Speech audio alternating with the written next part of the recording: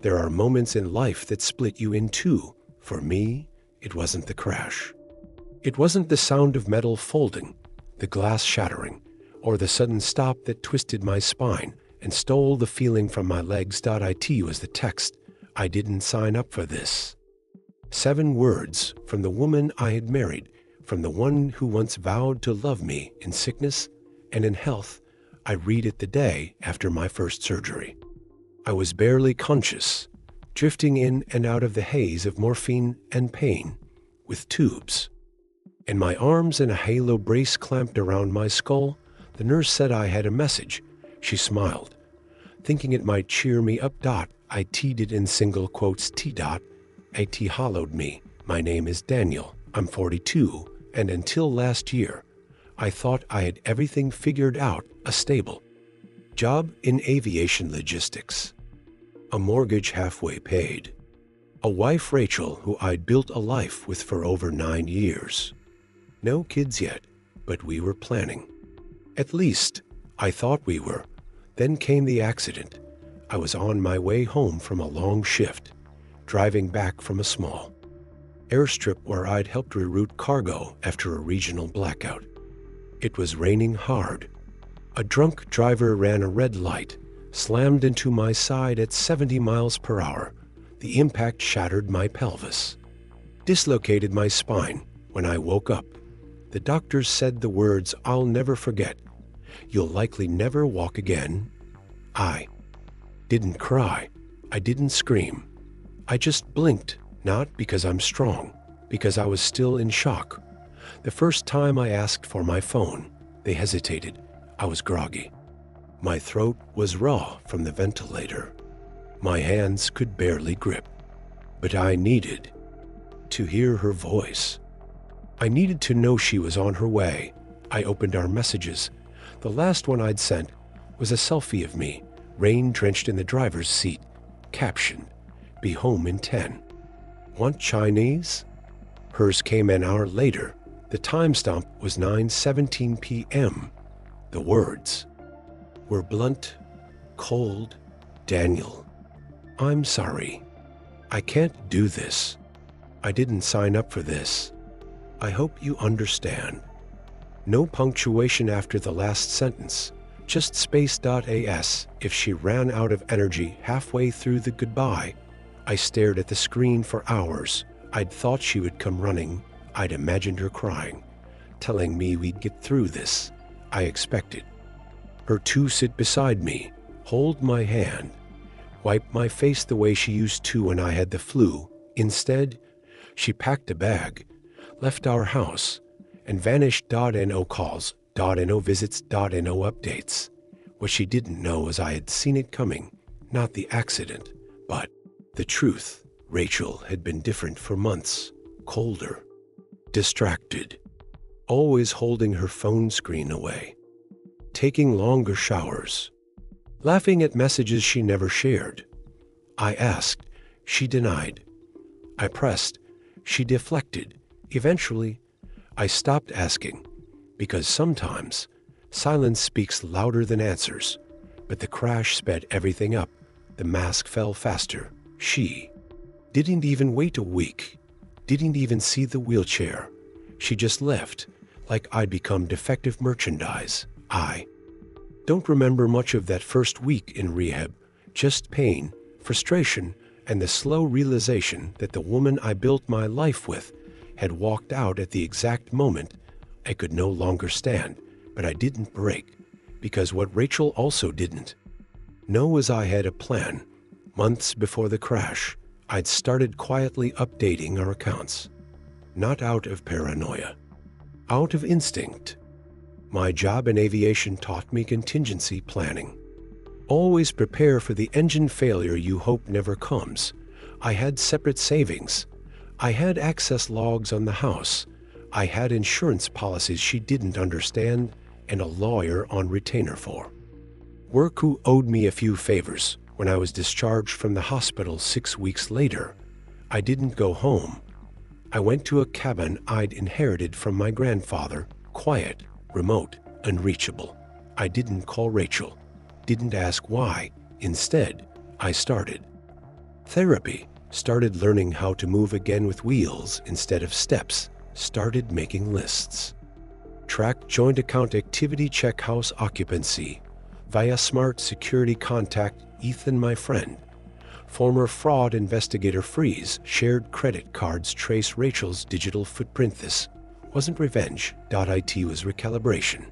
Because if she could walk away from a man who couldn't walk, then maybe she never deserved to stand beside him in the first place. If you've ever been abandoned when you needed someone most, this story is for you. Subscribe to Revenge with DMA, where strength is forged in silence, and justice doesn't need to scream. And if you faced betrayal after hardship, drop your story in the comments. Let's make sure no one feels alone in the wreckage. The first time I wheeled myself from the cabin bedroom to the kitchen without falling felt like a small kind of victory. Not because it was easy, it wasn't. My arms trembled. My back screamed. But it was mine. My effort. My push. My result. Rachel never saw that version of me.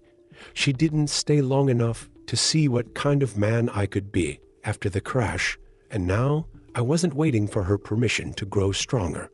I was learning to move. Plan. Hunt in silence. Ethan came up the mountain 3 weeks after I got discharged.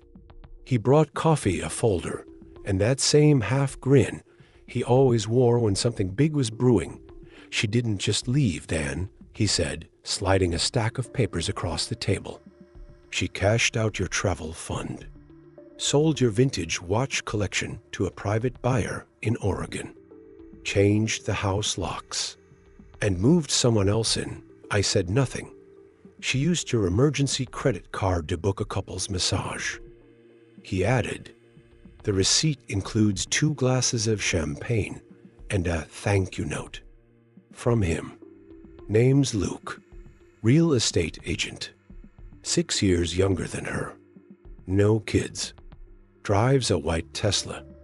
Still, I didn't speak, but inside, something clicked into place. Not rage, not even sadness, just clarity. This wasn't about heartbreak anymore. It was about decency and about holding people accountable when they mistake kindness for weakness. I spent the next few days mapping every move. Ethan helped me draft a property dispute letter, since the title of our home was in my name. He contacted the bank to flag suspicious transactions under my identity. We used remote surveillance to confirm that Rachel and Luke had been living in my house for nearly a month, sleeping in my bed, parking in my spot, and hosting wine nights on the deck I built with my own hands. The irony? They didn't realize the home's security system automatically archived video to cloud storage accessible only by me. Every kiss, every lie, every toast to freedom. Archived, time-stamped, admissible. Ethan filed a motion for exclusive occupancy. It was approved in 48 hours. Sheriff's notice went up the next morning. They had 7 days to vacate. I didn't show up, didn't need to, but I did watch the footage remotely. Rachel standing outside in a robe, arguing with the officer, screaming at her phone. She called me 3 times, left 2 voicemails. I didn't answer. Then came the message, you really didn't have to do it this way. This coming from the woman who texted me while I was half paralyzed and told me she didn't sign up for this. The same woman who emptied my accounts and handed my keys to a stranger. I didn't reply because there are wounds deeper than words, and silence, when earned, becomes its own justice. What they didn't know was I wasn't done. We'd married under a prenup. One she insisted on, ironically, to protect herself if I ever changed, but the clause worked both ways, and it stated, if one party abandons the other due to critical illness, injury, or disability without mutual agreement, all shared assets revert to the injured party within 60 days. She signed it. I filed it. The court upheld it. Everything came back to me. The house, the money, even the furniture. Rachel didn't fight it. She couldn't, because the moment she chose to walk away when I couldn't. She gave up more than love. She Gave up the right to call herself loyal. Months passed. I rehabbed harder. I gained strength, built upper body control, and learned how to transfer from chair to car with one clean motion. Independence became my new fuel, not revenge, just the raw, honest pursuit of becoming whole without anyone's permission. One morning, while grocery shopping in town, a woman approached me at the produce aisle. She smiled, nodded at my chair, and said, "Saw you climbing that hill the other day. Didn't think anyone could push that hard. You inspired me." Her name was Claire, physical therapist, kind eyes, no pity in her tone. We talked, then we kept talking, and something unfamiliar crept back into my chest, something I thought Rachel had killed. Hope. That night, Rachel messaged again, "I miss you. I didn't know how strong you'd be." "I'm sorry." I stared at the screen, then deleted the message, not in anger, but in peace, because what she didn't know, what she never understood, was that I didn't need her love to survive. I just needed to remember who I was before I gave it all away. I didn't reply to her message, not the one where she said she missed me, not the one where she said she was sorry, because you don't reply to someone who waited for your darkest moment to reveal who they truly were. You remember, you rebuild, you rise, and that's what I did with every push of the wheel. Every sleepless rehab night, every soaked shirt and shaking bicep, I was pulling myself out of a wreck far deeper than the car crash. Rachel had become a symbol, not just of betrayal, but of what happens when love is only conditional, tied to strength, to convenience, to walking in a straight line. Claire, on the other hand, saw something else. The first time she visited my cabin, she didn't flinch at the ramps or the modified counters. She rolled up her sleeves and helped me prep dinner, told me my spice rack was tragically underused and that I was clearly emotionally avoiding coming. She made me laugh, harder than I had in years. We talked about more than therapy and mobility. We talked about life, about how some people love what you can do, not who you are, and how real intimacy begins when everything you used to hide is out in the open. She never asked about Rachel, but one night, I told her anyway, about the crash, the message, the silence, the betrayal. Claire didn't offer pity, just listened, then said, "You're never broken, Dan." She just didn't know what strength looks like when it stops wearing a suit and starts wearing scars. That stayed with me. The final piece of the past came knocking months later. Rachel, not through text, not through email, but in person. She stood at the bottom of my cabin's ramp on a chilly spring morning, holding a paper bag of pastries and a face full of hesitation. I opened the door, waited. She stepped halfway up the ramp. "I heard you were doing better." "I am." She looked thinner, not fragile, but tired, like someone who'd finally slowed down enough to feel the cost of the choices she made. I wanted to say I was wrong. I didn't speak. Let her finish. I thought I was prepared for anything, but I wasn't prepared to watch you suffer. I panicked. I chose flight when I should have chosen fight. I leaned on the doorframe. Why now? Because I finally realized that walking away didn't set me free. It just made the silence louder. She held out the bag. I didn't take it, because healing means knowing what to accept and what to leave at the door. "I don't hate you," I said. "I just don't need you anymore." She nodded, eyes glassy, whispered, "I never deserved you." Then walked back down the ramp, the bag of pastries swinging in her hand like some small, useless apology. She never came back, and I never looked for her. Claire moved in later that year, not because I needed help by then.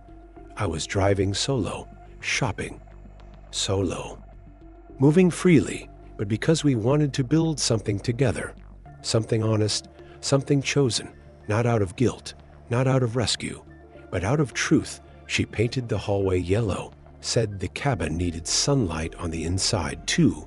She brought Her dog, Winston, an old golden retriever with more gray than gold. He curled up at the foot of my bed like he'd been waiting for a calm place to grow old. Sometimes Claire would catch me staring at the hills outside, and she'd ask, "You thinking about her?" And I'd say, "No, I'm thinking about who I was when I needed her." Because that man, the one lying in a hospital bed, waiting for someone who never came, he died the moment I realized love that disappears at your weakest isn't love. It's illusion, and I've stopped chasing illusions. Today, I mentor newly disabled veterans, not because I'm trying to be noble, but because I know what it feels like to lose control of your body. And your story, I sit across from them and say, this wheelchair, it doesn't define you, but it does reveal people who are only ever holding your hand for the convenience of walking beside you. They nod, they get it, and sometimes they ask, does it ever stop hurting? I always answer the same way. No, but eventually, it stops echoing. I haven't read another message from Rachel. I deleted her number, blocked her email, closed the door, literally and emotionally, because I've learned something powerful. You don't need revenge when you're truly healed. The universe has a way of teaching people who walk away from others that one day, they'll wish someone stayed for them, and when no one does, they'll finally understand what they did. You never forget the moment someone leaves you at your lowest, but what's harder to forget is how long you waited for them to come back. Even when I told myself I'd moved on, I'd still catch glimpses of that day, me lying in that hospital bed, spine braced in steel, staring at the words she sent me like they were my death sentence. I didn't sign up for this. It wasn't just cruel. It was cowardice wrapped in detachment and disguised as honesty. But truth has a strange way of revealing itself over time. Months after Rachel's final visit to the cabin, I got a call from a number I hadn't seen in over a year. I didn't recognize it at first, but the voice was unmistakable. Daniel. It's Luke, Rachel's Luke, the man she left me for, the man who helped her carry my boxes out while I lay broken and unconscious. He paused, waited. I said, nothing. I know you probably don't want to hear from me. He continued, but I thought you should know. Rachel left, took everything, maxed my cards, emptied my business account. She even sold the engagement ring I gave her. I didn't flinch, didn't smile, didn't celebrate, because I knew something he was just beginning to learn. People who run from pain will eventually bring it with them no matter where they go. She told me you hurt her. He added, said you shut her out, that you pushed her away.